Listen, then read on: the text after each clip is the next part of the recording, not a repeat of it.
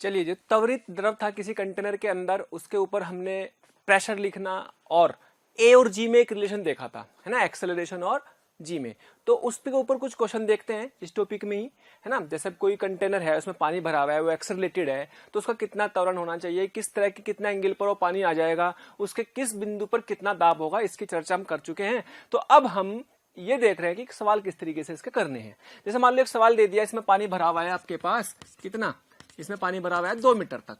तो ये एक्सेलरेशन की मिनिमम वैल्यू पूछी है जबकि पानी जस्ट बाहर निकल रहा हो, जस्ट बाहर, यानी कि स्प्लिट आउट हो रहा है बाहर की तरफ, है ना।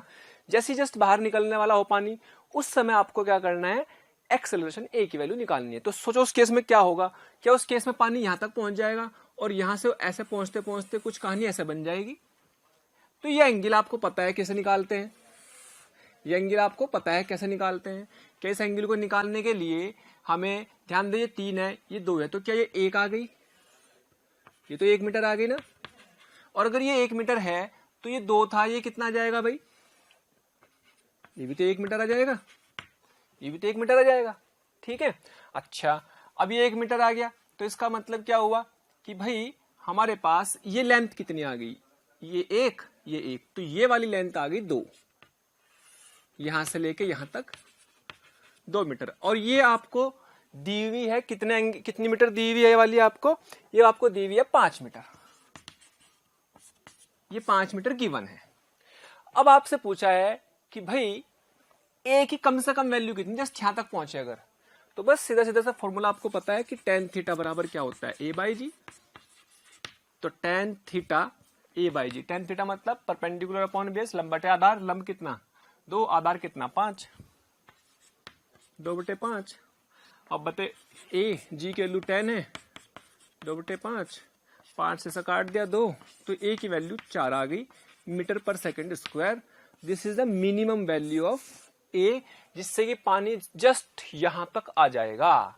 इसके ज्यादा चलाएंगे तो पानी बाहर निकलेगा, इसके ज्यादा ऊपर चलाएंगे तो पानी बाहर निकलेगा, कम चलाएंगे तो पानी इसमें हो सकता है इसके नीचे तक ही रहे, है ना। इसलिए इसने कम से कम इतने है, इससे कम करेंगे तो नीचे रहेगा, इससे ज्यादा कर देंगे तो बाहर निकल जाएगा। ओके,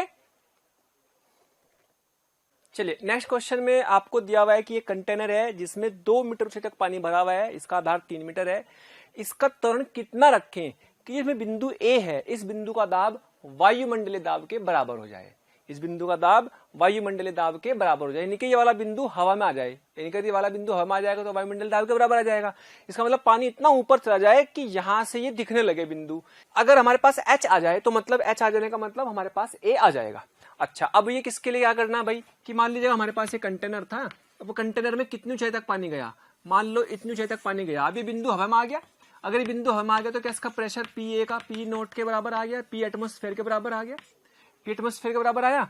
तो यहां पर ये जो पानी है वो इस तरह से हो गया, कितनी ऊंचाई तक ये पानी गया ये हमें नहीं पता। तो ये निकालने के लिए क्या करेंगे कि भाई जो कंटेनर में पानी का वॉल्यूम था ये वाला, और जो कंटेनर में पानी का वॉल्यूम है ये वाला, ये वाला, तो बराबर ही है, पानी तो वही है, अरे पानी तो वही है जो, तो वो पानी ऐसा था पहले, वो ऐसा हो गया, है ना। तो यानी कि मैं ये कह सकता हूं कि भाई वॉल्यूम V1 बराबर V2, पहला वॉल्यूम कितना लेंगे, तो आयतन निकालना तो आधार का क्षेत्रफल गुना ऊंचाई, तो आधार का क्षेत्रफल A है, ऊंचाई 2 हो गई, इतने हिस्से का इतना पानी का आयतन, ये जो पानी दिख रहा है इसका आयतन कैसे निकालेंगे, ऊंचाई, और जो इसका आधार होगा, आधार का क्षेत्रफल मान लिया मैंने कितना, आधार का क्षेत्रफल मैंने मान लिया A, तो A से मल्टीप्लाई कर दिया तो उसका आयतन आ गया। अब यही पानी शेप में आ गया, इस वाली शेप में, तो इसके लिए क्या आएगा, अभी भी किस आधार पर है, ए वाले क्षेत्रफल के आधार पर ही है, पूरा क्षेत्रफल तो पूरा का पूरा वही है नीचे। तो इसका क्षेत्रफल कैसे निकालेंगे, 1/2 ऊंचाई इंटू आधार का क्षेत्रफल, ए से कट जाएगा, तो यहां से h बराबर आ जाएगा 4 मीटर, h बराबर आ गया 4 मीटर। अच्छा, h बराबर 4 मीटर आ गया तो मेरा काम हो गया। तो g की वैल्यू 10, दिस इज 4/3, यानी कि a बराबर 40/3 या फिर 13.3 metre per second square. Clear. तो इस तरीके से हम कह सकते हैं कि इतना एक्सेलरेशन चलाएंगे तो पानी की शेप कुछ इस तरह से बन जाएंगी, ये एंगल आपका निकल जाएगा, है ना। चलिए नेक्स्ट क्वेश्चन है हमारे पास कि हमें एक घनाकार वस्तु दे रखी, जिससे कंटेनर दे रखा, बर्तन दे रखा है। इस घनाकार बर्तन की लंबाई चौड़ाई ऊंचाई 5 मीटर है और 5 मीटर पर सेकंड स्क्वायर के त्वरण से चल रहा है। तो जाहिर सी बात है, जब ये ऐसे चलेगा तो पानी पीछे की तरफ जाएगा और उसके पानी की शेप ऐसा हो जाएगी, तो पानी बाहर निकलेगा। तो आपसे पूछा गया कि कितना पानी बाहर आएगा, कितना पानी बाहर आएगा अगर उसको 5 मीटर पर सेकंड स्क्वायर के त्वरण से चलाया जा रहा है। ओके, चलिए अब सोचो, जब ये ऐसे चलेगा तो कितना पानी बाहर आएगा, उसको निकालने के लिए क्या करना है भाई। मान लो कि इसकी स्थिति कुछ ऐसी हो गई, यहां से पानी की स्थिति कुछ ऐसी आ गई, ये पानी बाहर आ गया, ये वाला पानी बाहर आ गया इतना। अगर ये पानी बाहर आ चुका होगा तो ये कितना पानी है, इसका वॉल्यूम ही निकालना। अब इसको निकालने के लिए क्या करेंगे भाई, इसको निकालने के लिए मान लो कि ये वाली ऊंचाई मान लो y है, ये वाली ऊंचाई मान लो y है, मतलब ये y मान ली, और ये आपकी मान लीजिएगा ये तो 5 मीटर है, तो ये एंगल थीटा हो गया। अब इस थीटा को निकालने के लिए आपको कुछ भी नहीं करना है, आपको फॉर्मूला याद होना चाहिए, tan थीटा बराबर जैसे लंब बटे आधार y बटे 5 और क्या a अपॉन जी। यस, ओ वाह, ये तो बड़ा आसान हो गया। ये लो 5 से काटा 2, तो क्या अब अपने को y चाहिए ना, तो a बराबर कितना, a बराबर दे रखा 5 बटे 2, तो y बराबर कितना आ गया 2.5 मीटर। ये इतनी ऊंचाई तक गया, तो देखो इतना पानी बाहर आया, तो इतने पानी का आयतन निकाल लो। कैसे निकालेंगे, इतने पानी का आयतन निकालने के लिए इसकी गहराई कितनी है, अंदर तक बर्तन कितना अंदर गया 5 तक, 5 अंदर, ऐसा पूरा बेस है 5 का, और उसके ऊपर एक त्रिभुज बन रहा है, ट्रायंगल बन रहा है, जिसका क्षेत्रफल निकाल सकते हैं। तो वॉल्यूम कितना हो जाएगा,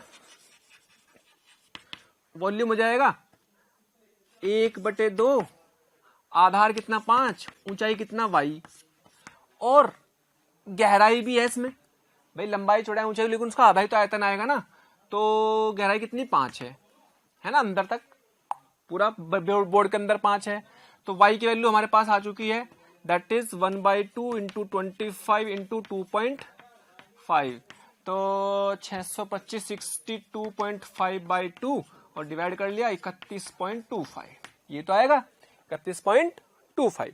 अच्छा, अगर मान लो आपसे बोले कि इसका भार बताओ कितना, तो डेंसिटी इंटू वॉल्यूम, इसका भार कितना निकाल लेंगे, 10 की घात 3 से मल्टीप्लाई कर देंगे इसमें आयतन में, तो आंसर आ जाएगा किलोग्राम में, है ना। द्रव्यमान बराबर आयतन गुना घनत्व, तो आयतन है 10 की घात 3 हो जाएगा, अगर पानी है तो मल्टीप्लाई करके इसका किलोग्राम में भी आंसर आ सकता है। खैर फिलहाल मैंने आयतन की फॉर्म में इसका आंसर निकाल दिया है। अब ये कह रहे हैं कि कितना पानी बाहर आएगा, कितना पानी बाहर आ जाएगा, इतने मीटर क्यूब। ठीक, अब मैं इसी में थोड़ी सी बातें और बताता हूं। इसी क्वेश्चन में सवाल तो ये हो गया। इस क्वेश्चन में देखो, अगर त्वरण को मैं ज्यादा बढ़ा दूंगा, मान लो मैं इसमें थोड़ा सा चेंज करता हूं, मैं कुछ केस लेता हूं कि मान लो लेट a की value 10 metre per second square दे दी, तो थीटा क्या हो जाएगा, क्या a/g, क्या 10/10 1 आ जाएगा।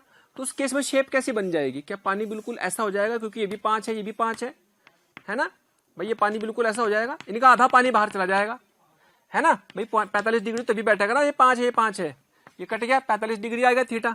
45 का मतलब क्या हुआ कि ये भी 5, ये भी 5 है, तो यहां पर आ जाएगा, यानी कि बिल्कुल ऐसा इसकी तली दिखनी शुरू हो जाएगी, है ना। अगर और ज्यादा कर दोगे, अगर और ज्यादा त्वरण कर दोगे, तो ये पानी का शेप यहां से भी आगे पहुंच जाएगा। अगर और ज्यादा कर दिया, मान लिया कि a की वैल्यू दे दी 20, सवाल तो वो हो गया था, सवाल तो हो गया था, लेकिन हम उसमें थोड़ा सा मॉडिफिकेशन करके समझते कि ऐसा भी हो सकता है। तो हमारा क्या बनेगा, tan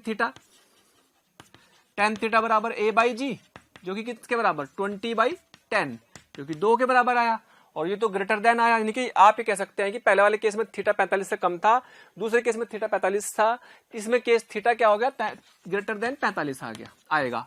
ठीक, tan इनवर्स। लेकिन सोचो क्या शेप ऐसी बनेगी कुछ, अगर मैं बात करूं तो शेप कुछ ऐसी बन जाएगी पानी की, ऐसी बन जाएगी पानी की शेप। बाकी पानी बाहर आ चुका, मान लीजिएगा ये वाली लंबाई अगर ये x है, तो ये कितनी आ जाएगी, के 5 - x होगी, ये वाली कितनी हो जाएगी 5, ये तो 5 ही है, तो थीटा ये बन जाएगा। अब इस केस में अगर बोले कि वो x भी बताओ कितना हो गया, ये x बताओ, निकाल सकते हैं, आयतन भी सब कुछ निकाल सकते हैं। तो देखो ये tan थीटा बराबर क्या है, 5/5 - x, divide by equal to 2, तो 5 बराबर 10 माइनस 2x और 2x बराबर 5 और तो x बराबर 2.5 मीटर।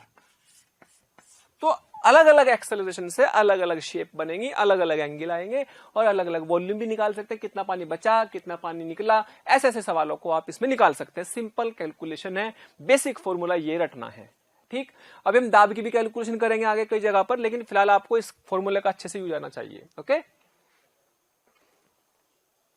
चलिए नेक्स्ट क्वेश्चन में आपको दिया हुआ है कि एक बर्तन है जिसमें पानी 1.5 मीटर हाइट तक भरा हुआ है ना। तो 10 मीटर इसका आधार दिया हुआ है, इसकी ऊंचाई बर्तन की दे रखी 2 मीटर। अब ये कह रहा है कि इसमें कितने समय के बाद टी का न्यूनतम मान ज्ञात करो जिससे कि बर्तन की चाल 20 मीटर पर सेकंड हो जाए। कितने समय में 20 मीटर पर सेकंड इसकी चाल हो जाएगी? न्यूनतम समय बताना, कम से कम कितने समय के बाद इसकी 20 मीटर पर सेकंड की चाल रख सकते हैं? बेटा तब तक रख सकते हैं ये चाल 20 मीटर पर सेकंड की जब तक कि ये पानी बाहर ना निकले। अगर ये पानी बाहर निकलेगा फिर तो कोई फायदा ही नहीं है, पानी बाहर नहीं निकलना चाहिए, है ना। लो जी, क्वेश्चन में हमने बोल भी दिया कि पानी बाहर नहीं निकलना चाहिए, इसमें क्वेश्चन में दिया हुआ भी है। तो पानी जस्ट बाहर ना निकले कितने समय में ऐसा हो जाएगा जबकि इसकी स्पीड 20 मीटर पर सेकंड हो? तो ध्यान दे, क्या पानी की शेप कुछ ऐसी हो जाएगी? पानी की शेप कुछ ऐसी हो जाएगी, यस। क्या एंगल थीटा हो जाएगा? एक्सेलरेशन इस डायरेक्शन का है, एक्स डायरेक्शन में एक्सेलरेशन है, यही हमें पता भी नहीं है कितना होगा, लेकिन ये पता है कि ये 1.5 ये 2, तो ये कितना हो गया? ये 0.5 हो गया। तो ये भी कितना हो गया? ये भी 0.5 हो गया, यस। चलिए अच्छा, ये 0.5 ये 0.5, तो ये टोटल कितना हो गया भाई? ये कितना हो गया? 1 मीटर। 1 मीटर आ गया। और ये कितना? 10 मीटर। अच्छा, इनिशियली वेलोसिटी दे रखी 0। अब मुझे तो पता है कि भाई tan थीटा लगाऊंगा, tan थीटा लगा दूंगा, यस। क्या tan थीटा बराबर ax बाई जी, मतलब a बाई जी।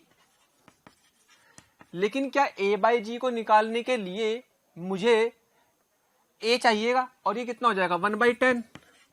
तो 1/10 मुझे चाहिएगा कितना? a निकल जाएगा मेरा यहां से।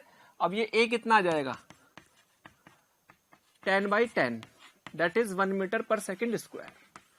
अब मुझे टाइम चाहिए कि कितने समय में इसकी स्पीड 20 हो चुकी होगी।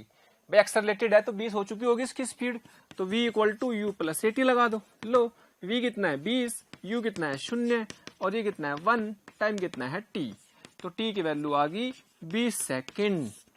तो बस इसमें इक्वेशन ऑफ मोशन लगा दी, थोड़ी सी काइनेमेटिक्स घुस गई। ओके,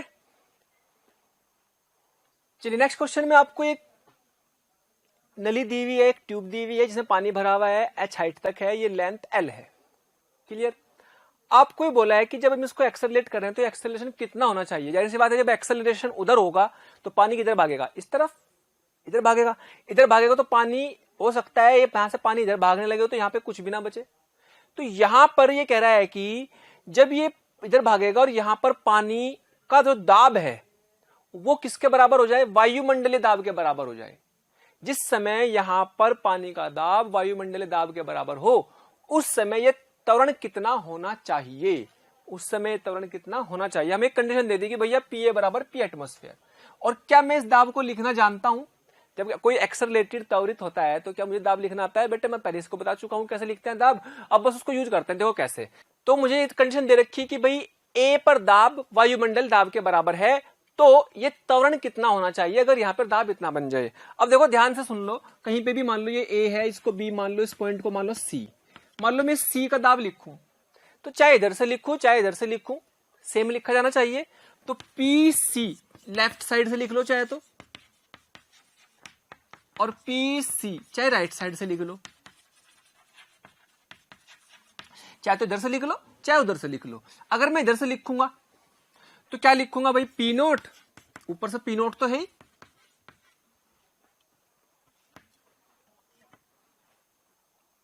प्लस इतनी हाइट के कारण भी दाब होगा, रो G H, that is PC।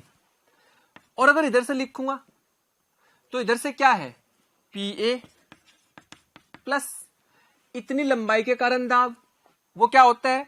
Row L into A, है ना। ये हम लिखना जान चुके हैं कि लंबाई है, एक्सेलरेशन उधर है, जितनी लंबाई यहाँ इस बिंदु पर दाब रो एल है, और यहाँ पर कितना दाब है वो भी लिखा जाएगा, है ना। अब यहाँ पर P. Thank you so much प्यारे स्टूडेंट्स, हमें इतना प्यार देने के लिए। डेली हजारों स्टूडेंट्स हमारे वीडियो लेक्चर देख करके लाभान्वित हो रहे हैं। हमारी आपसे रिक्वेस्ट है कि आप हमारे डिस्क्रिप्शन बॉक्स में जा करके हमारे लिंक को क्लिक करें, अपना एनरोलमेंट सुनिश्चित करें। जो स्टूडेंट्स डाउट सॉल्विंग और स्टडी मटेरियल के लिए भी इच्छुक हैं, वो हमारे प्रीमियम कोर्स के लिए अप्लाई करके ज्वाइन कर सकते हैं। कितना दे रखा है, that is very important. P note दिया हुआ, ये तो कट ही गया, रो से रो भी कट गया, तो ए बराबर क्या आ गया, GH/L। This is the answer. Important है, ये लिखना आना चाहिए। PC का इस साइड से दाब कैसे लिखेंगे, मैंने बताया था ना स्टार्टिंग में कि भाई अगर मान लीजिएगा ऐसा चल रहा है कंटेनर और पानी अपने पास ऐसे है, और इसके नीचे यहाँ पे कोई पॉइंट है, ये L दूरी पर है, तो क्या इस पॉइंट पर हमने ρLA लिखा था कि नहीं लिखा था, ρLA लिखा था इस पॉइंट पर, लिक्विड के कारण प्रेशर। ओके, तो वही चीज हमें यहाँ पे आज यूज कर ली है। तो जब भी इधर जाएंगे तो इधर से भी दाब लिख सकते हैं, ऊपर से भी दाब लिख सकते हैं। ओके, चलिए इस क्वेश्चन में आपको दिया हुआ है कि ये कैसे यूट्यूब है। यूट्यूब एक यूट्यूब नली है जिसमें एक्सेलरेशन A से दिया हुआ है, इसकी लंबाई L है ना, और इसका घनत्व मान लीजिएगा, इसका घनत्व रो है। अब ये कह रहा है कि जैसे इसको लेकर के जाएंगे तो पानी इधर से ऊपर उठेगा, इधर से नीचे चला जाएगा। तो यानी कि मान लीजिएगा पानी यहाँ से आया और यहाँ से ऊपर चला गया, इसलिए यहाँ से इस लेवल से इतना ऊपर चला गया। तो ये कह रहा है कि ये H कितनी है, बेसिकली H कितनी है ये बताना है, बस सवाल ये है। ये कितनी ऊंचाई तक पानी चला गया है ये निकालना है। इसको निकालने के लिए बड़ा सिंपल सा तरीका है कि भाई आप क्या करो, आप तो ये समझ लो कि आपका जो पानी का लेवल है वो ऐसा हो गया, ये थीटा, ये कितनी है L, तो tan थीटा बराबर क्या आ गया सॉल्यूशन में, tan थीटा बराबर क्या आ गया H/L, that is what A/G। तो H बराबर क्या आ गया AL/G। तो बस आंसर आ गया, आंसर आ गया। कभी कभी इसको हम फंडामेंटल तरीके से भी निकाल सकते हैं। फंडामेंटल तरीका क्या है, एक तरह सेकंड मेथड बोल देंगे, दाब के मेथड से। ये तो अपना फर्स्ट मेथड हो गया। सेकंड मेथड क्या हो जाएगा, भाई हमें पता है कि इस पॉइंट पे दाब लिख लो, चाहे इधर से लिख लो चाहे इधर से लिख लो। मान लो इस पॉइंट को मैंने नाम दे दिया C दे दिया, PC। तो PC लेफ्ट साइड से लिख लो चाहे राइट साइड से, PC लेफ्ट साइड, और चाहे उधर से लिख लो PC राइट साइड। ये तो होगा। अच्छा, इस पर दाब इस वाली नली के कारण लिखेंगे, और P नोट भी है ऊपर से, और इस पर दाब इस नली के कारण यहां तक लिखेंगे, और P नोट भी है।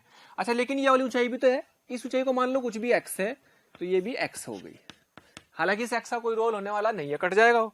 तो PC फ्रॉम लेफ्ट साइड क्या लिखेंगे, P note plus ρg H plus x, ρg H plus x, ये आ गया बराबर P note plus ρg x plus इस वाली नली के कारण यहां पर दाब। अब ये मत सोचना कि साला ए की कि जो है ये जो है पॉइंट ए की लाइन में है तो जो दाब यहां होगा वही यहां नहीं, वो तब था जब हमारा कंटेनर रुका हुआ था, कंटेनर चल रहा है अब एक्सेलरेटेड त्वरण में। ऐसा नहीं होता कि ए की लाइन के सभी बिंदुओं का दाब समान हो।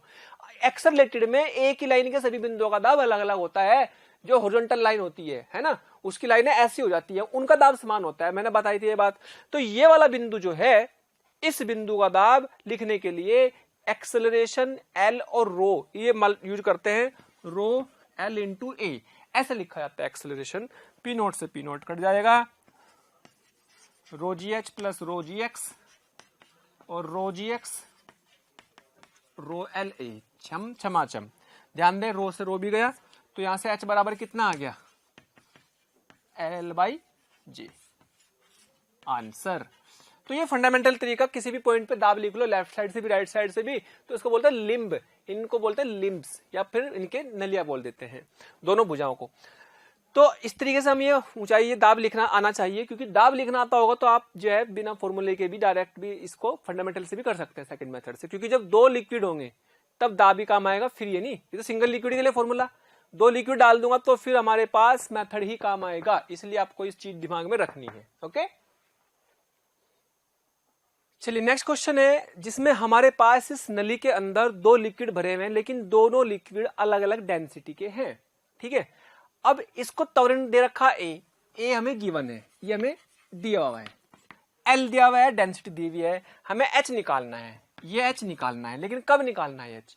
ये जब निकालना है कि जब ये इस एक्सेलरेशन से चलते चलते इस नली का लंबाई और इस नली की लंबाई जो है समान हो जाए, मतलब इन दोनों की लंबाइयों का अंतर शून्य हो जाए।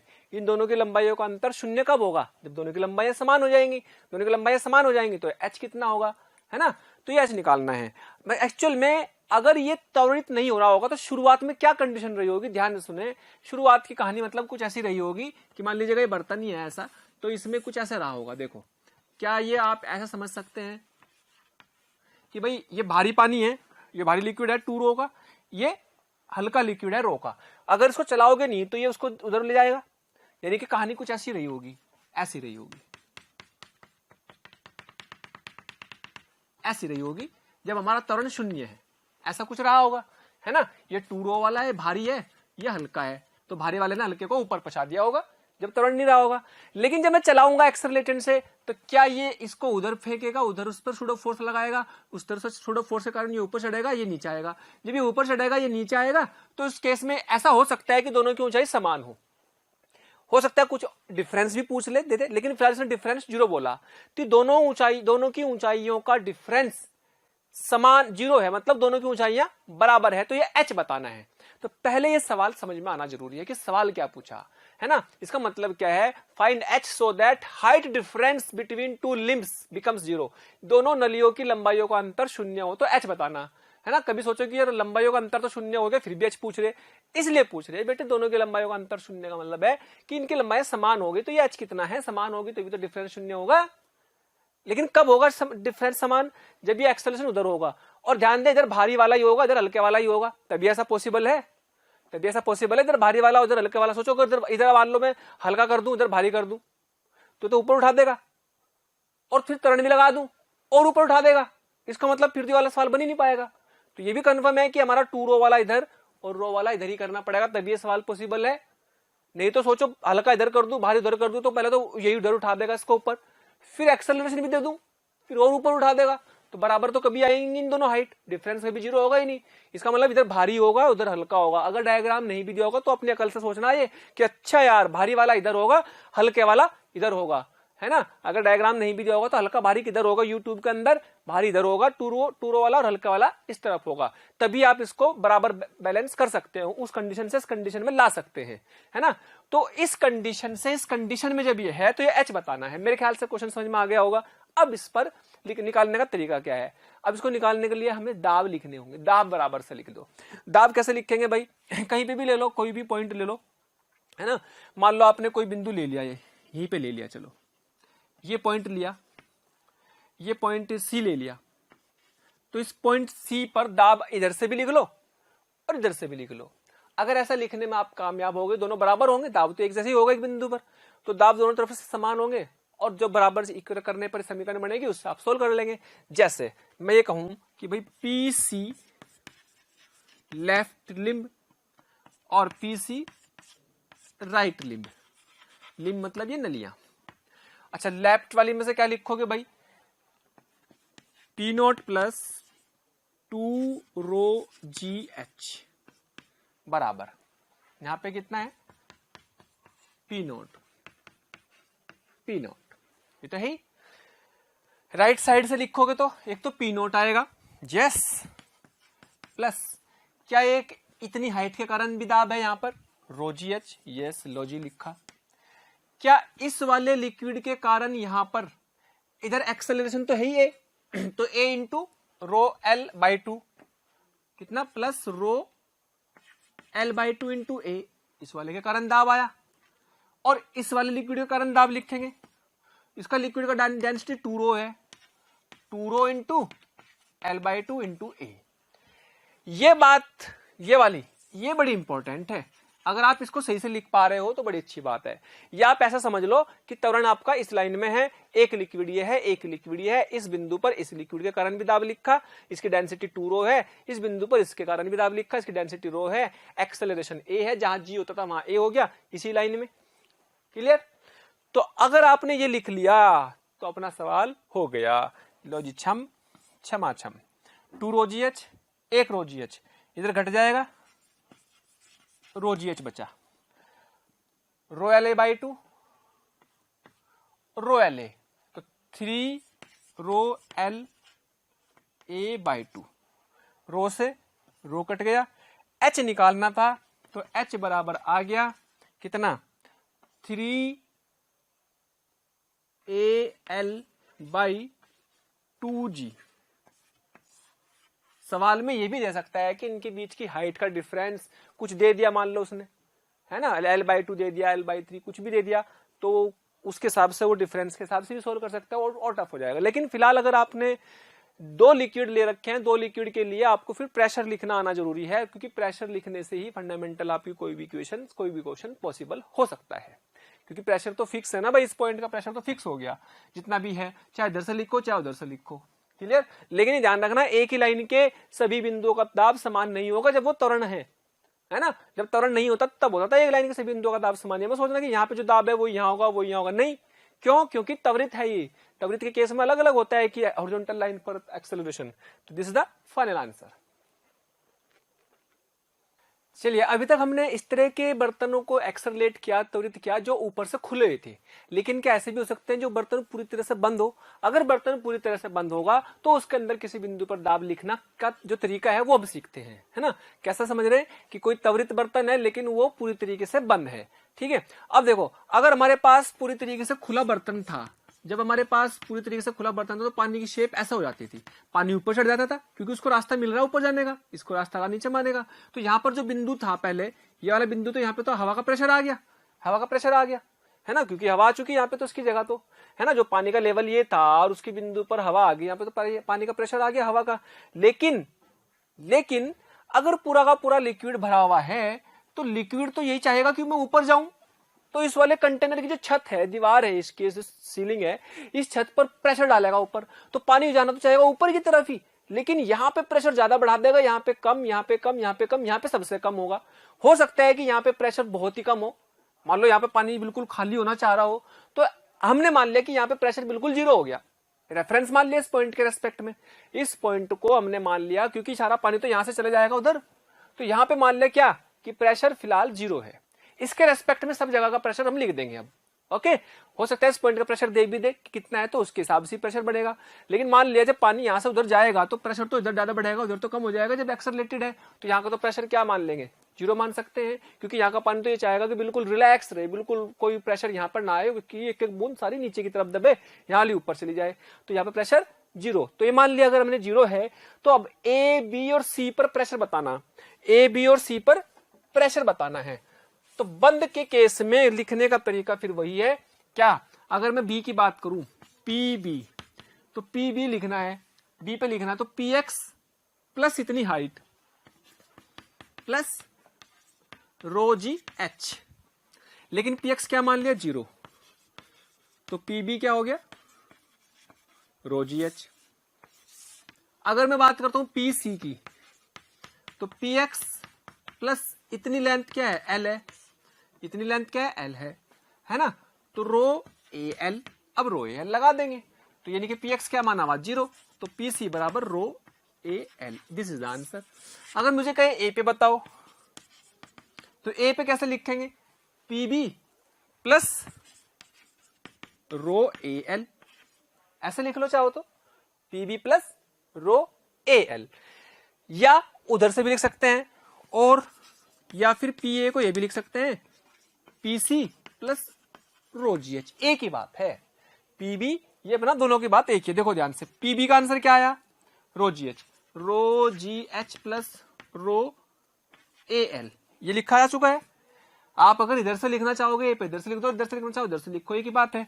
अब मान लो मैंने सी की तरफ से लिखना, तो सी पे प्रेशर कितना rho L plus rho G H, क्या दोनों सेम आए, यस। तो हमें प्रेशर ऐसे लिखना होगा क्लोज कंटेनर के अंदर। फिर सुन ले, बी पर प्रेशर लिखना तो मुझे कहीं ना कहीं कोई पॉइंट एक रेफरेंस मान लिया भाई, मुझे मान लो एक्स का पता है, क्या मान लिया एक्स 0 है, जनरली 0 दिया रहेगा, तो P x plus rho G H, इस पॉइंट का प्रेशर प्लस इतनी ऊंचाई के कारण प्रेशर, इस पॉइंट का प्रेशर प्लस इतनी लंबाई के कारण इस एक्सेलरेशन के कारण प्रेशर, है ना। अगर एक्सेलरेशन ना हो फिर तो एक सब एक ही लेवल में आ जाएंगे, फिर तो कोई दिक्कत ही नहीं, लेकिन एक्सेलरेशन है, ध्यान दें। तो अगर पॉइंट ए का लिखना चाहे तो इधर से लिखो, चाहे इधर से। अगर मैं यहां लिखना चाह रहा हूं तो पी ए बराबर पीबी प्लस ये वाली लेंथ, या इसके लिए पीसी प्लस ये वाली हाइट, ठीक है, इसके प्रेशर के लिए। तो इस तरीके से हम इसका प्रेशर लिख सकते हैं। ओके, एक एग्जांपल और देखते हैं। चलिए, कंटेनर है जिसका त्वरण ए है, इसमें 4 बिंदु दे दिए ABCD, इनके और ई, इन पर दाब बताना है। ए पर दाब 0 हो जाएगा, क्यों? क्योंकि जब इसको एक्सेलरेट करेंगे ये पॉइंट तो नीचे आना चाहेगा ना, तो बस इसका दाब तो खत्म हो जाएगा, 0 हो जाएगा। इसलिए हम उसको पहले लिख लेते हैं पी लेट ए पर दाब क्या है, 0 है। अगर ए पर दाब 0 है तो उसके हिसाब से अगर मुझे लिखना है किसका, चलिए सबसे पहले मैं लिखता हूं पी बी का। अगर मैं बी का प्रेशर लिखूंगा तो क्या P A plus rho G H लिखूंगा, तो ये तो 0 है, मैंने मान लिया है रो जी एच, ये तो रो जी एच आ गया। अगर मैं बात करूं पी डी, प्यारे बच्चों हमें रोज कमेंट्स के माध्यम से ये रिक्वेस्ट आ रही है कि सर हमें इस टॉपिक के वीडियो लेक्चर प्रोवाइड करें या इस टॉपिक के वीडियो को समझाएं। तो मेरी आपसे रिक्वेस्ट है कि आप हमारे चैनल पर जाकर के सब्सक्राइब करें और बेल आइकन को हिट करें, ताकि जो भी वीडियो लेक्चर हमने डाले हुए हैं उसके नोटिफिकेशन आपसे मिस ना हो। मैं ऐसा इसलिए कह रहा हूं क्योंकि हमने ज्यादातर वीडियो लेक्चर को ऑलरेडी अपने चैनल पर डाला हुआ है, तो जिस लेक्चर की आप डिमांड कर रहे हैं वो लेक्चर आपको पॉसिबली वहां पर मिल जाएंगे। तो ये P A plus rho A L, तो रो ए एल ये 0 है। पीसी की बात करूं तो किधर से भी लिख सकते हैं। मान लो मैं पहले ऊपर से लिख रहा हूं, पीसी को लिख लिया हमने क्या, चलो बी से लिखता हूं, PB plus rho A L, तो rho G H plus rho A L. और या फिर पीसी को उस तरह से भी लिख सकते हैं, PD plus rho G H. भाई अगर मैं यहां पर लिख रहा हूं तो पीबी प्लस ये वाले लेंथ का कारण दाब, या जैसे लिखूंगा तो पीडी प्लस ये हाइट के कारण दाब, तो PD plus rho G H, यानी कि पीडी कितना आता, पीडी आता rho L plus rho G H. देखो वही आंसर आ रहा सेम, तो ये तो एक ही बात है, इधर से लिख लो इधर से लिख लो। अगर पी की बात करूं, पी पर मान लीजिएगा मुझे पी का दाब लिखना, तो पहले मैं क्या करूंगा, यहां का दाब लिखूंगा, मान लीजिएगा ABCD, इसको मान लीजिएगा F, इसको क्या मान लिया F, इसको क्या मान लिया G। तो पहले PF लिखूंगा, P के लिए PF प्लस कितनी लंबाई, रो ए L बाई 2 के कारण, F कितना हो जाएगा, rho G H by 2, rho G H by 2 plus PA तो 0 ही है, चलो, plus rho A L by 2, तो PA तो 0 है, तो आंसर क्या आ गया, rho G H by 2 plus rho A L by 2। या अगर आप चाहोगे तो कि भाई मैं तो जी से लिखना चाहता हूं, पी ई को लिखना चाहूंगा मैं क्या, P G plus rho G into H by 2, यहां से लिख लू पीजी प्लस इतनी गहराई पर, तो पीजी कितना आएगा, पी ए प्लस ये लंबाई कितनी L by 2, P A plus rho A L by 2, ये तो पीजी हो गया, plus rho G H by 2, तो आंसर ये तो 0 है, तो पी ए फिर भी क्या आ गया, पीई फिर भी क्या आ गया, rho A L by 2 rho G H by 2, this is the answer. तो चाहे ऐसा लिखो चाहे ऐसा लिखो, मतलब लिखने का तरीका सीखना है, प्रेशर को लिखने का तरीका आना चाहिए, कहीं पे भी जरूरत पड़ सकती है किसी भी सवाल में, क्योंकि पूरा चैप्टर ही खेल प्रेशर का है। ओके, चलिए नेक्स्ट टॉपिक है हमारे पास। अभी तक हमने ऐसा केस लिया है जिसमें दाब निकालने के लिए पानी रुका हुआ है, कहीं पे रखा हुआ है किसी बर्तन में, या वो बर्तन एक्सेलरेटेड है, ऊपर नीचे लेफ्ट राइट या किसी भी एंगल पर वो एक्सेलरेटेड है। अब हम क्या कर रहे हैं कि उस बर्तन के पानी को घुमा रहे हैं, बर्तन घुमा रहे हैं बेसिकली। जब वो बर्तन घुमा रहे हैं तो उस केस में पानी की शेप कैसी होगी, किस पॉइंट पर कितना प्रेशर होगा, उसकी कैलकुलेशन करते हैं। कैसे कि मान लो पानी इस बर्तन के अंदर ये भर रहा, मान लो इस बर्तन के अंदर पानी ये भर रहा है, इसकी कुछ रेडियस ले लीजिएगा, मान लीजिए डिस्टेंस r है, यहां से इसको y एक्सिस ले लिया, और यहां पर जब हमारे पास ये जो पानी है, जब इसे घुमाएंगे ना, तो जब इसे घुमाएंगे तो उसके क्या होगा, सर्कुलर मोशन करेगा, हर एक पार्टिकल सर्कुलर मोशन करेगा, तो बाहर की तरफ भागना चाहेगा, तो उसका मतलब उस पर एक जो है शूडो फोर्स लग रहा होगा बाहर की तरफ, ऐसा बोल सकते हैं। इसका मतलब ये हुआ कि पानी तो बाहर की तरफ जाएगा कहां, इधर तो दीवार है, तो ये ऊपर चढ़ जाएगा, यानी कि इसकी जो शेप होगी कुछ ऐसे हो जाएगी। पानी की जो शेप होगी यहां से भी थोड़ा नीचे पहुंच जाएगा ये, आप इसको ऐसा समझ लो, पानी की शेप ऐसे हो जाएगी। हमने मान लिया कि यहां पर ये एक्स एक्सिस है, ये मान लिया वाई एक्सिस है, तो इससे एक्स दूरी पर कोई पॉइंट लिया, इस बिंदु पर दाब भी निकालना है और इस बिंदु से एक्स और वाई की दूरी में रिलेशन भी निकालना है यहां पर। ठीक है, तो ध्यान दें कि ये एक्स से इस पॉइंट की अगर मैं बात करूं, इस बिंदु की बात करूं, मान लीजिएगा इसका मास डीएम मास है, स्मॉल, वेरी स्मॉल, है ना, तो यहां पर एक टेंजेंट बना दी एक्स एक्सिस से। ठीक, और अगर मैं बात करूं कि ये थीटा है, ये क्या है, थीटा है, तो ये थीटा होगा डीएम, ये एक एक्स दूरी पर एक सर्किल में आ जाएगा जिसकी रेडियस क्या होगी, एक्स के बराबर होगी। क्या सर्कुलर पाथ में मोशन कर रहा है, सर्कुलर पाथ में मोशन कर रहा है, तो मान लो मैं यहीं बैठ करके देख रहा हूं, यहीं बैठ करके देख रहा हूं, तो क्या मतलब इसके ऊपर लगने वाला जो फोर्स होगा, इस पॉइंट पर लगने वाला जो फोर्स होंगे वो बैलेंस होंगे, तभी तो ये बिंदु इस पॉइंट पर रुका हुआ है ना। तो क्या करना है, हमारे पास एक तो नीचे कौन आ गया, डीएम, नीचे कौन आ गया, डीएम जी, छोटा सा मास इंटू जी, है ना, इस छोटे से पार्टिकल को ले लिया, मास इंटू जी, और ये थीटा, ये 90 माइनस थीटा है, तो यहां पर इस पर एक सूडो फोर्स लग रहा है और ये बाहर की तरफ लगेगा कितना, dm omega square x, M R omega square, लगता है डीएम ओमेगा स्क्वायर एक्स। तो ये बैलेंस है, अगर ये बैलेंस है इस पॉइंट पर, तो ध्यान दे, थीटा ले लो, तो DM omega square cos theta इस तरफ, DM omega square x cos theta, और ये थीटा है, ध्यान दे, ये थीटा, ये 90 माइनस थीटा है, तो ये 90 माइनस थीटा, तो ये थीटा, तो डीएमजी कोस थीटा, इधर डीएमजी साइन थीटा, यानी कि इस तरफ कौन सा फोर्स आ गया, डीएमजी साइन थीटा। अगर ये पॉइंट पर, ये पूरी तरह से इस फ्रीक्वेंसी पर, इस एंगुलर स्पीड पर, अगर ये इस पॉइंट पर यहां पर से एक पर्टिकुलर सर्किल पर है, इसका मतलब इधर वाला फोर्स बराबर इधर वाले फोर्स के होगा। जब इधर वाला फोर्स बराबर इधर वाले फोर्स के होगा तो ये इसी सर्किल पर घूमता रहेगा, है ना। तो यहां पर मैं कह सकता हूं कि डीएमजी साइन थीटा बराबर DM omega square x cos theta, ये बोल देंगे। डीएम से डीएम तो कट ही जाना है, तो यहां पे क्या बचेगा, साइन बटे कोस टेन थीटा बराबर कितना, ओमेगा स्क्वायर एक्स बाई जी, ये बचा।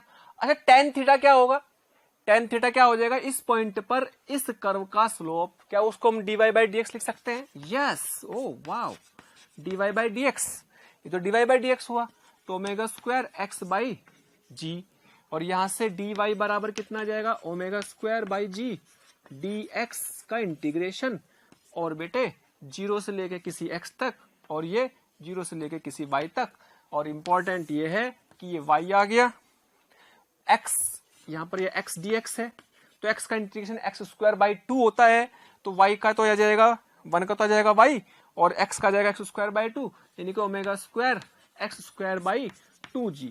This is the relation for x and y coordinate. ये x कोमा y निर्देशांक या कोऑर्डिनेट दे सकता है कि कहां पर, किस बिंदु पर कितनी x पर कितना y होगा।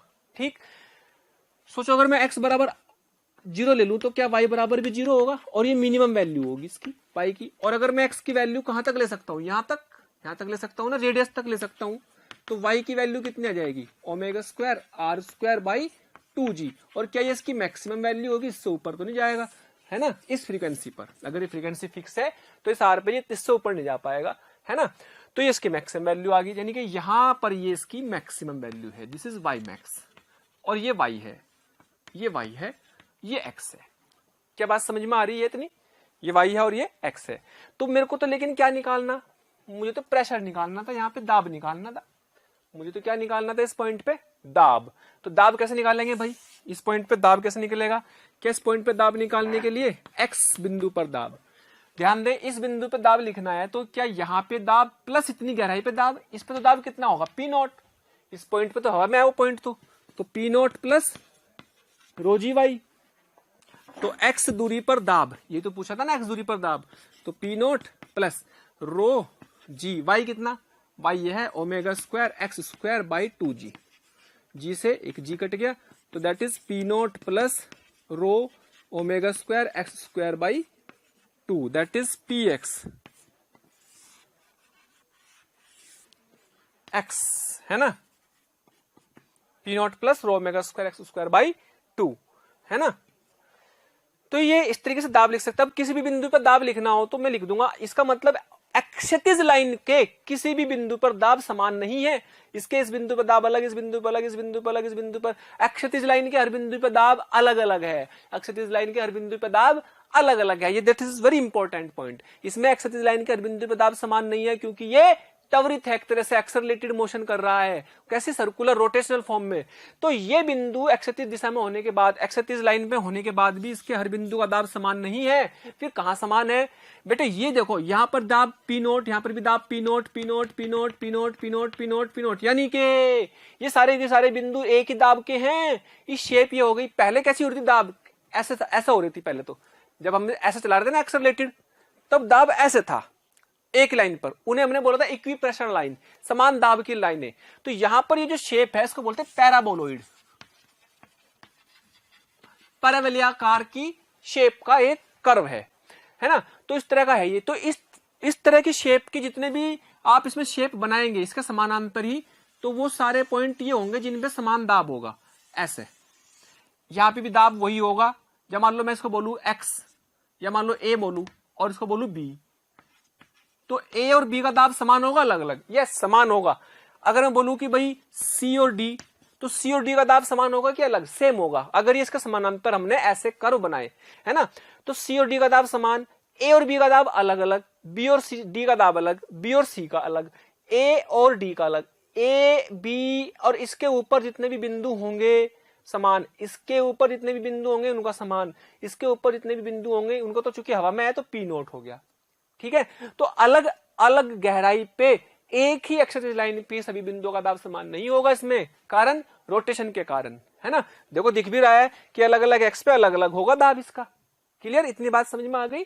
ठीक है, अब यहां पे एक इंपॉर्टेंट पॉइंट ये रखना है याद आपको कि जो पी नोट पी एक्स आया, तो ये प्रेशर डिफरेंस भी कह सकते हैं, P X minus P naught, ऐसे भी तो बोल सकते हैं। P X minus P naught बराबर rho omega square x square by 2, है ना। तो यहां से इंपॉर्टेंट आ गया कि pressure difference basically delta P कह सकते हैं, रो omega square x square by 2 ऐसा भी कह सकते हैं, है ना। अच्छा, इंपॉर्टेंट एक और पॉइंट है कि भाई अगर मैं एक्स बराबर आर लिख दूं तो डेल्टा पी कितना बन जाएगा, rho omega square r square by 2, ये आ जाएगा। यानी कि यहां पर, यहीं पर तो एक्स बराबर आर, ये तो है आर, दिस इज एक्स बराबर आर पॉइंट। इस पॉइंट पे प्रेशर या वाई भी निकालना हो तो निकल सकता है। अगर इसमें इसको बहुत ध्यान से देखो ना, तो ये जो डेल्टा पी है, अगर एक्स स्क्वायर बाई 2 क्या आया, एक तरह से अगर बहुत ध्यान से देखो तो इंटीग्रेशन करके आया था। तो अगर एक्स स्क्वायर को मैं ऐसे लिख दूं, D P by D X बराबर rho omega square X, rho omega square X DP by D X, तो ध्यान दो अगर एक्स स्क्वायर बाई 2 का इंटीग्रेशन करूंगा तो ये जाएगा। तो यानी कि डीपी बाई डी एक्स हमेशा इसके बराबर होगा रो omega square X. Rho into omega square क्या है, एक्सेलरेशन है, ओमेगा स्क्वायर एक्स। भाई अगर मैं ऐसे बोलूं एक्स स्क्वायर का डिफरेंशिएशन करूं 2x आ जाएगा। अगर इसको डिफरेंशिएट करूं, मैं ऐसे लिख लूं डीपी बराबर rho omega square x by 2, तो डीपी बाई डी एक्स कितना आ जाएगा, डीपी बाई डी एक्स आ जाएगा रो ओमेगा स्क्वायर एक्स। तो यहां से भी आप कई बार इस इक्वेशन को यूज कर सकते हैं। कहीं पे भी किसी भी दो पॉइंट पर अगर आपको किसी भी पॉइंट पर आपको प्रेशर निकालना omega square x due to rotation, घूर्णन के कारण अगर आपको लिखना है तो आप ऐसे कर सकते हैं, है ना। अभी देखो ना डीपी बराबर क्या आ गया, रो omega square x D x. अगर आप इसको इंटीग्रेट करेंगे तो वही तो आएगा पी नोट से पी एक्स तक, और एक्स बराबर 0 से एक्स तक, तो वही तो आ गया P X minus P naught बराबर rho omega square x square by 2। तो सोचो, मेरे कहने का मतलब सिर्फ इतना सा है कि भाई वही रिजल्ट अपना इस तरीके से भी याद रख सकते हैं कि भाई अगर कहीं पर डीपी बाई डी एक्स है तो उसका मतलब रो ओमेगा स्क्वायर एक्स के बराबर होगा घूर्णन के कारण, है ना। अल्टीमेटली तो आपको ये याद रखना है रिजल्ट। क्लियर? हाँ तो प्यारे बच्चों, इससे पहले टॉपिक में हमने ही देखा कि अगर किसी लिक्विड को किसी बर्तन में डाल करके घुमाया जाए तो घुमाने पर उसके किसी बिंदु पर कितना प्रेशर होता है और वो कितनी ऊंचाई होती है, कितनी गहराई पर कितना प्रेशर होता है, ये कैलकुलेशन हम कर चुके थे। एक बार मैं आपको याद दिला दूं कि हमने क्या किया था। इससे पहले टॉपिक में हमने क्या था कि भाई मान लीजिएगा ये कोई कंटेनर है, ये कोई बर्तन है, इसमें पानी भरा हुआ है, इसको ओमेगा से घुमा दिया। अगर इसमें पानी भरा हुआ है, इसको घुमा दिया, यहां तक भरा हुआ है ये, तो अगर मैं इसको घुमाऊंगा तो इसकी शेप कुछ ऐसी बन जाएगी, इसकी शेप कुछ ऐसी बन जाएगी।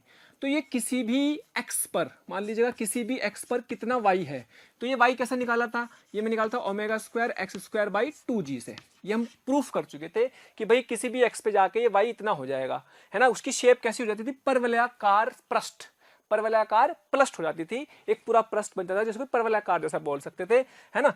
तो अब ये तो y आ गया, लेकिन इस बिंदु पर दाब निकालना, अगर इस बिंदु पर दाब निकालना x बिंदु पर, तो यहां पर ये तो कितना P नोट। अच्छा, इसके हर बिंदु पर P नोट होगा, यानी कि इस बार अक्षैतिज रेखा में सारे बिंदुओं पर दाब समान नहीं है, क्योंकि वो घूम रहा है। रुके हुए तल पे तो, रुके हुए लिक्विड के लिए तो अक्षैतिज रेखा के हर बिंदु पर दाब समान होता है, लेकिन एक्सेलरेटेड या घूमते हुए के लिए हर बिंदु पर दाब समान नहीं होता। तो इसका ये वाला जो शेप बन गई, इस तरह की शेप के हर बिंदु पर दाब समान होगा, चाहे वो आप इसके पैरेलली और ले लो, इसके पैरेलली और ले लो, इनके हर बिंदु पर दाब समान, इसके हर बिंदु पर दाब समान, ऐसे होगा। तो इनको बोलते हैं समदाबी पृष्ठ, है ना, समदाबी पृष्ठ या इक्वी प्रेशर लाइंस या पृष्ठ बोल सकते हैं।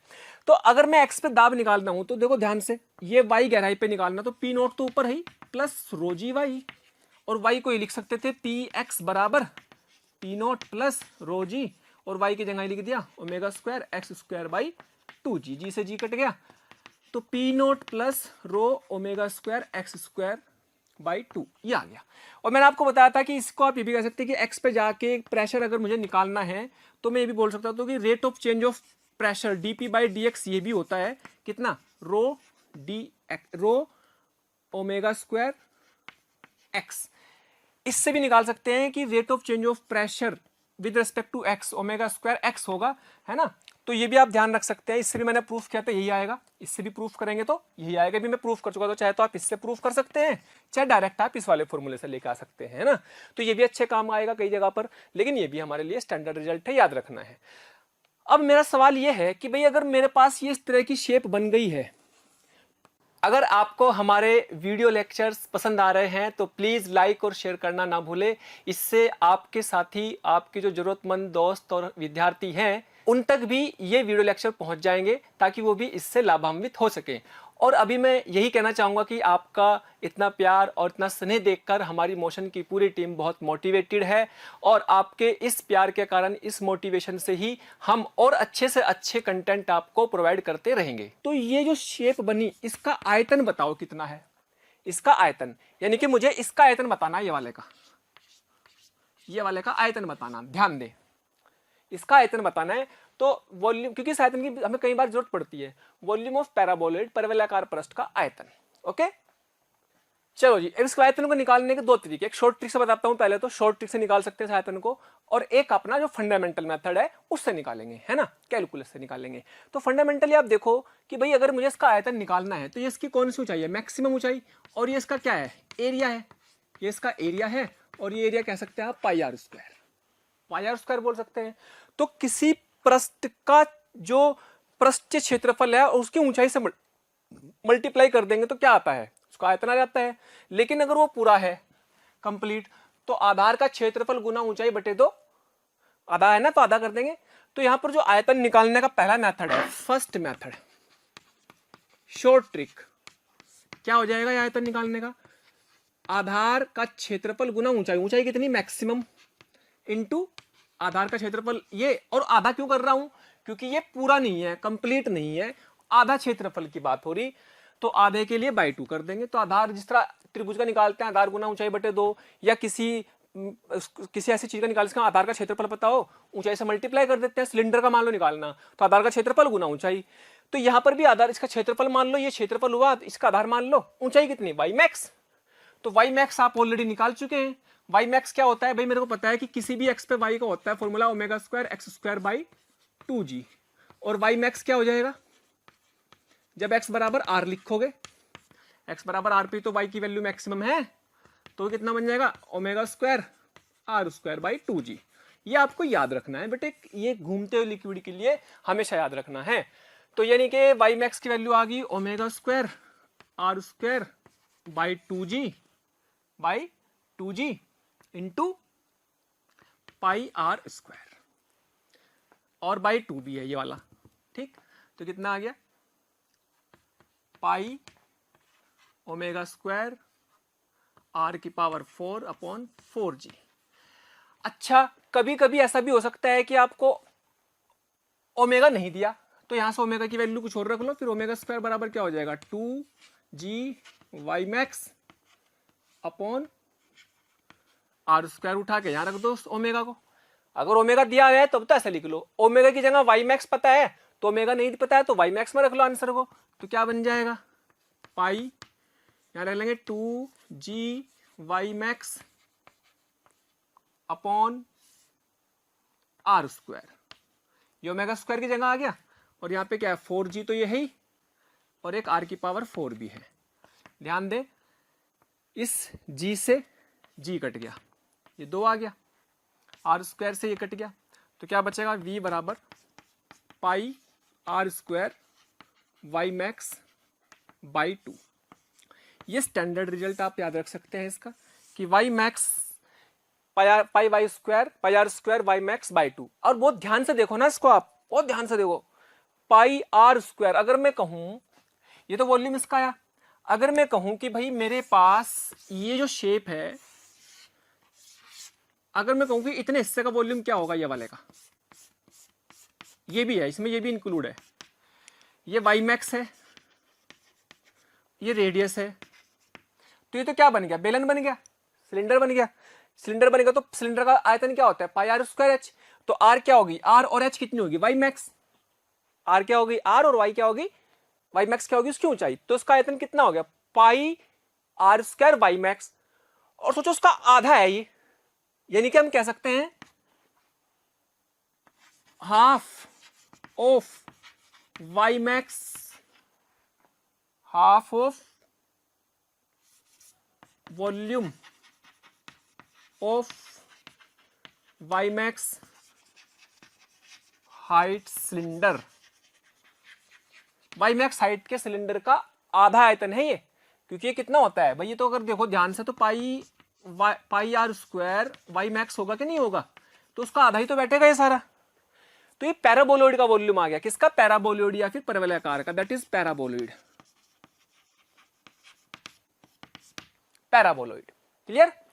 अच्छा, ये तो बात आगे क्लियर होगी इतनी बात कि भाई इतना ऐसे निकाल सकते हैं, ठीक है। वाई मैक्स की वैल्यू अगर आपको पता है तो pi r square y max by 2 से इस इतने हिस्से का वॉल्यूम निकालना है, तो इतने का वॉल्यूम जितना भी होगा उसका आधा कर दो तो इसका वॉल्यूम निकल जाता है। और अगर मेरे से कहे कि ये लिक्विड का वॉल्यूम कितना, तो ये भी आधा ही होगा, इस पूरे में से आधा घटा दो तो आधा बच जाएगा। अगर कहे कि भाई ये वाले का वॉल्यूम बताओ, ये वाले का, तो ये भी तो आधा ही होगा, जब आधा तो ये है pi r square y max by 2, तो आधा ये बचा, क्योंकि टोटल मिला के तो ये है pi r square y max, है ना। तो ये याद रखने वाली चीज है ना, मैंने आपको प्रूफ करके बताया। अच्छा, मैंने ये वॉल्यूम फर्स्ट मेथड से निकाला, बिल्कुल शॉर्ट ट्रिक से, फंडामेंटल, जैसे कि आधार का क्षेत्रफल गुना ऊंचाई बटे 2, इसलिए किया क्योंकि पूरा का पूरा नहीं है, गोल नहीं है, पूरा आधा है पैराबोलॉइड, तो आधा का कर दिया, है ना। तो अब मैं आपको यही वॉल्यूम फंडामेंटल मेथड से एक बार सिखा देता हूं कि कैसे निकालते हैं। हालांकि कोई बहुत ज्यादा जरूरी तो है नहीं, बट हाँ आपको आना इसलिए जरूर चाहिए कि भी कैसे निकालते हैं। अगर हमें ये फंडामेंटल शॉर्ट ट्रिक ना लगाएं तो मैं इसी को सेकंड मेथड से निकाल के दिखाता हूं आपको, है ना। सेकंड मेथड, चलिए सेकंड मेथड से भी हम इस वॉल्यूम को दोबारा से कैलकुलेट करते हैं। सेकंड मेथड में क्या बताना है कि भाई हमें क्या करना है कि इसका वॉल्यूम निकालने के लिए, इसका आयतन निकालने के लिए इसके एक्स पे जाके एक डीएक्स थिकनेस का एक सिलेंडर माना, क्योंकि बहुत सारे सिलेंडरों से मिलकर के बना हुआ है। तो एक्स पे जाके डीएक्स थिकनेस का सिलेंडर माना, जिसकी ऊंचाई यहाँ पे वाई है, अलग अलग ऊंचाई होगी अलग अलग एक्स पे। तो एक्स पे जाके डीएक्स थिकनेस का, डीएक्स मोटाई का एक वाई ऊंचाई का सिलेंडर मान लिया। ध्यान दो कि ये सिलेंडर ऐसे दिखाई देगा, जिसकी ऊंचाई वाई है, एक्स दूरी पर है। अगर मैं उस छोटे से का वॉल्यूम निकाल करके ऐसे ऐसे बहुत सारे छोटे छोटे सिलेंडर का वॉल्यूम निकाल के जोड़ूं तो क्या मेरे पास सारा वॉल्यूम आ जाएगा, इसका सारा आयतन आ जाएगा? यस, यही तो इंटीग्रेशन होता है ना। तो क्या करते हैं कि जो आएगा ये सिलेंडर जो बनेगा, ये सिलेंडर जो बनेगा ये वाला, ध्यान दे, ये ऐसा सिलेंडर जो बनेगा जिसकी थिकनेस कितनी होगी, dx। तो जो थिकनेस वाला सिलेंडर बनेगा, अगर आप इसको काट के सिलेंडर को खोल दो तो एक ऐसा पट्टी दिखेगी बिल्कुल आयताकार। अगर उसको खोल दो तो एक पट्टी दिखेगी जिसकी लंबाई कितनी होगी, क्योंकि दोनों तरफ से कितनी एक्स, रेडियस कितनी, त्रिज्या कितनी एक्स, तो वो दिखेगा 2 पाई एक्स। कितना दिखेगा? 2 पाई एक्स का लंबाई का दिखेगा। अगर वो सरासर ऐसा गोल फॉर्म में सिलेंडर है और उसकी रेडियस एक्स है तो इसकी परिधि कितनी होगी? 2 पाई एक्स। काट दोगे तो ऐसा खोल दोगे, ऐसा खोल के 2 पाई एक्स लंबाई का बनेगा, 2 पाई एक्स लंबाई का बनेगा। और उसकी ऊंचाई कितनी होगी? वाई। तो मैंने यहाँ पे यही दिखाया 2 पाई एक्स लंबाई का और वाई इसकी ऊंचाई और इसकी मोटाई कितनी, dx। तो अगर मैं इसका आयतन निकालूं तो एक घन बन गया, घन तो घनाकार बन गया, क्यूब बन गया, क्यूबॉइड बन गया। तो लंबाई चौड़ाई इंटू ऊंचाई या मोटाई, तो इसका आयतन क्या लिखेंगे? dv। तो इसका छोटा सा आयतन dv बराबर लिखेंगे 2 पाई एक्स से, तो लंबाई, चौड़ाई कितनी y, ऊंचाई कितनी dx। तो इसका आयतन आ गया। तो ऐसे ही बहुत सारे आयतनों को निकाल के जोड़ देंगे। उसमें क्या करना है, लो dv बराबर 2 pi x y dx, integration करेंगे, लेकिन y की वैल्यू x की फॉर्म में लिखना जानते हैं हम, ओमेगा स्क्वायर एक्स स्क्वायर ही आती है, ये रही, तो यहां से लिखो, है ना, y की वैल्यू यहां रख दो 2 pi x omega square x square by 2g dx। x कहां से लेके, 0 से लेके कहां तक, r तक, और ये अपना वॉल्यूम आ जाएगा v, टोटल वॉल्यूम आ जाएगा v। तो v बराबर 2 से 2 काट दो तो पाई ओमेगा स्क्वायर एक्स क्यूब बन जाएगा, x square into x, x cube. X cube का इंटीग्रेशन आएगा एक्स की पावर 4/4 और लिमिट आ जाएगी 0 से r। तो क्या बना, पाई ओमेगा स्क्वायर r की पावर 4/4g। अगर फिर मैं कह रहा कि अगर ये आंसर आ गया, ये तो आता पहले भी, तो ऐसे निकाल सकते हैं। अगर ओमेगा स्क्वायर नहीं दिया हुआ तो ओमेगा स्क्वायर की वैल्यू यहां से निकाल सकते हैं वाई मैक्स की फॉर्म में। क्या लिख सकते हैं, वाई मैक्स की फॉर्म में पाई, भाई एक आंसर तो ये भी है। लेकिन अगर ओमेगा नहीं दिया, यदि ओमेगा बराबर ओमेगा स्क्वायर की वैल्यू ये लिख सकता है ना, 2g max divide by r square. अगर वाई मैक्स दिया है, मतलब कितनी ऊंचाई तक गया हुआ है टोटल, आर एक्स बराबर आर पे, तो वो कितना आ जाएगा, pi into 2g max divide by r square into 4g into r की पावर 4। इससे कट जाएगा, आर स्क्वायर बचा, 2g से गया 2 बच गया, यानी कि क्या बच गया, pi r square y max divide by 2। यही तो आंसर आया था भाई पहले में। इसका मतलब हमारा आंसर बिल्कुल परफेक्ट आ गया।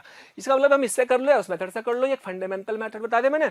इसके अलावा वो वाला शॉर्ट ट्रिक थी, लेकिन शॉर्ट ट्रिक से याद रखने में कोई बुराई नहीं। अब रिजल्ट क्या याद रखना, रिजल्ट ये याद रखना है कि भाई अगर हम किसी सिलेंडर में, मान लो इतनी ऊंचाई तक पानी भर रहा था, तो अगर मैंने इसको घुमाया तो ऐसा हो गया ये, तो ये कितनी ऊंचाई तक गया, वाई मैक्स तक गया।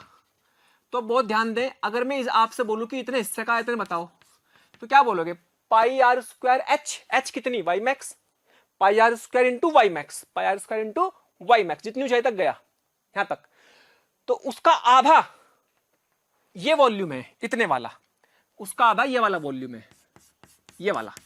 तो इसके वॉल्यूम का निकालने के लिए pi r square y max by 2 कर दो, आपका ये वाला वॉल्यूम निकल जाएगा। अगर पूछेगा कि बताओ ये वाला वॉल्यूम कितना, तो ये भी तो इतना ही होगा, आधा आधा ही तो है, आधा ही टोटल मिलाकर के इतना बन गया, तो इसका भी निकल सकता है। तो ये कई बार पूछ सकता है, तो आप इसको याद रखेंगे। तो ये रिजल्ट हमारे स्टैंडर्ड है, जो कि याद रखने की जरूरत है, क्योंकि कई जगह इनकी जरूरत पड़ने वाली है इस टॉपिक में। और वॉल्यूम निकालने में तो आपको ये चीज याद होनी ही चाहिए, क्योंकि कई सवाल हमारे इस पर बनेंगे। क्लियर?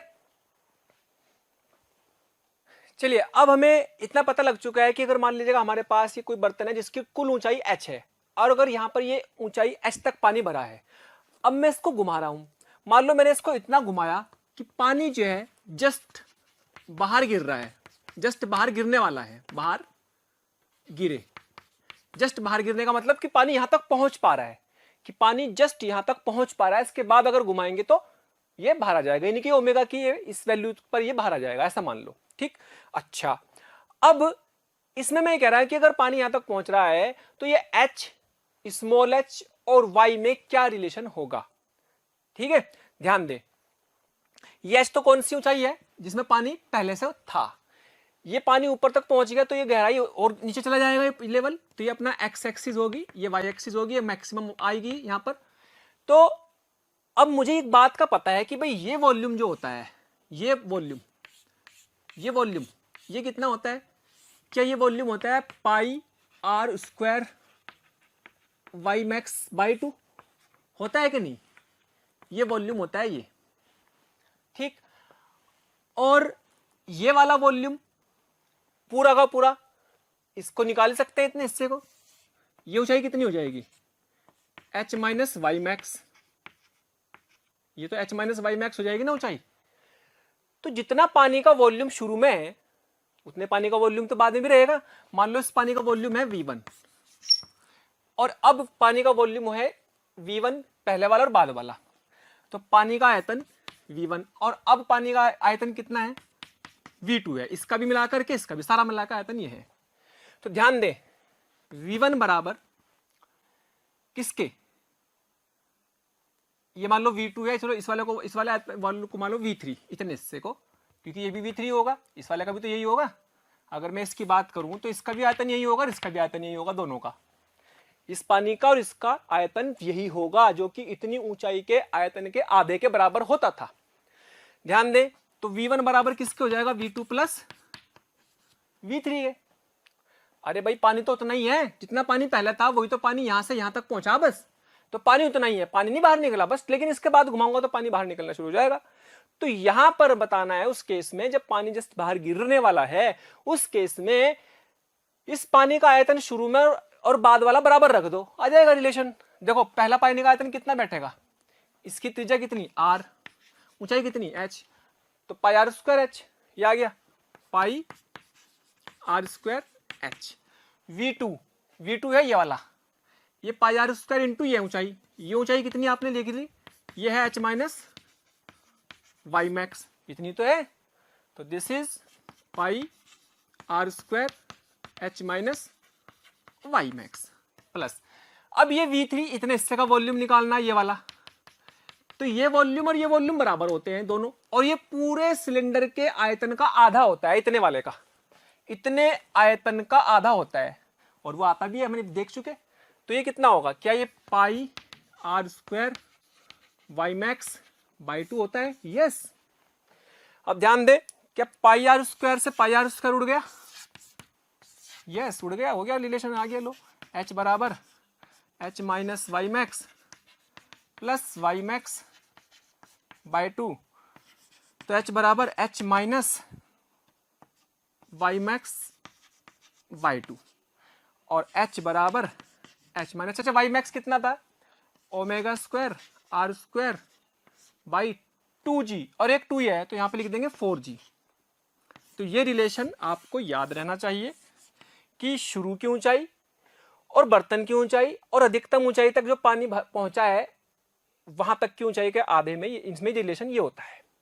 ठीक है, इसको कहीं कहीं यूज कर सकते हैं, लेकिन अपना आप में एक सवाल भी है तो आप इसको यूज कर सकते हैं। ठीक है, तो प्यारे बच्चों, अगर आप चाहते हैं कि आपको किसी भी टॉपिक के लाइव डिस्कशन, वीडियो लेक्चर या स्टडी मटेरियल की जरूरत है तो कृपया आप हमें इस नंबर पर कॉल कर सकते हैं 18002121 799 18002121 799।